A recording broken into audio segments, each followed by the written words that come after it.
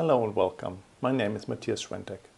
I am with Betty Martin and Robin Dahlson, one of the co-founder of the School of Consent. Betty Martin developed the Wheel of Consent in her practice about 10 years ago. We learn in early age that having consent is important, so the concept of consent is nothing really new. But the distinction that the Wheel of Consent offers is a difference between who is doing and who is it for, because these are two different aspects. When we look at who is it for, we are referring to giving a gift or receiving a gift. Giving a gift in this dynamic is related to what are you willing to give, based on making an offer and your limits.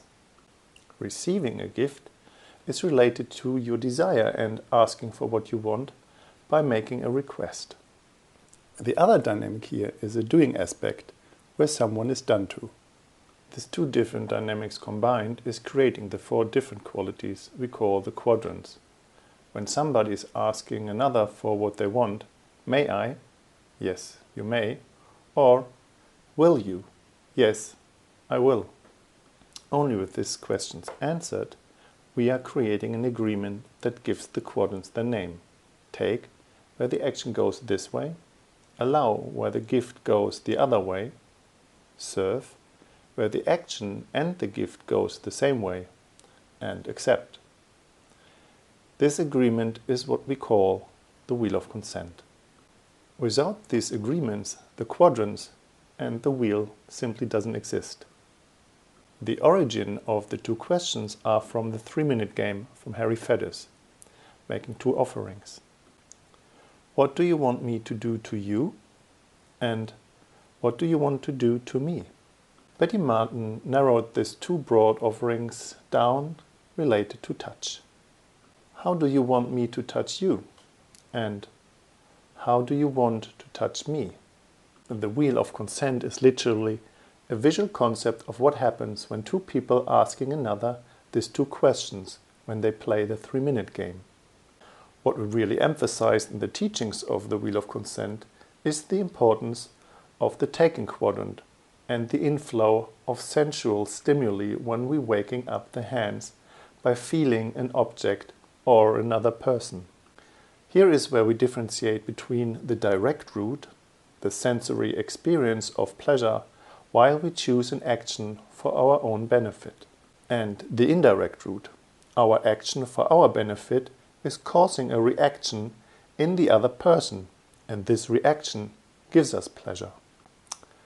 Pleasure through the indirect route is important when people connect, but we call it an extra or a bonus in this praxis. When we don't know how to access the direct route, we are most likely dependent on the other person's reaction, and the entire taking quadrant remains as a scary mystery. Without the direct route embodied, we really don't know that we can ask for receiving pleasure through touch, and we probably do all kinds of things to get our needs met. And I refer here to touch and pleasure as a physical and emotional need of intimacy and connection between humans in general. And that leads us to the shadow aspects outside of the wheel. Just to mention here a few like abuse, endure, pleasing, or entitled. To avoid and integrate the shadows and embody the Wheel of Consent, we recommend to open up the inflow of the direct route and feel an object first for a few minutes a day, for a few weeks, and then to play the 3-minute game a few hundred times with your partner or a few hundred different people if you like. I hope you enjoy the practice of the Wheel of Consent and have fun playing. For more information on trainings for individuals, couples and professionals, please visit www.schoolofconsent.org.